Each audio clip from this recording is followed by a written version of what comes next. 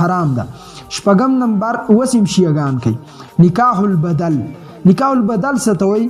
د جاهلیت په دور کې به یو کس بل طویل ته زما لپاره د خپلې بیبي نه جدا شه، زه به د خپلې ښځې نه ستا لپاره جدا شم، ته زما د بیبي سره او زه به ستا د بیبي سره او نور به پوهېږي. پښتانه په دې ارامیتوب خبرو باندې دومره ښه پوهېږي څه وایمو.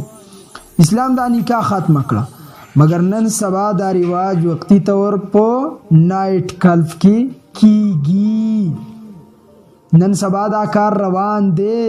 دا ځان ته چې غټ وای، ځان ته چې آزاد خیال وای، دا د بیوقوف بچي په نایټ کلبونو کې د قشې شروع یو بل تخپل خزه پریخي، هغه د تخپل خزه پریخي. نکاح البدل ورته دې ته به نکاح البدل وای.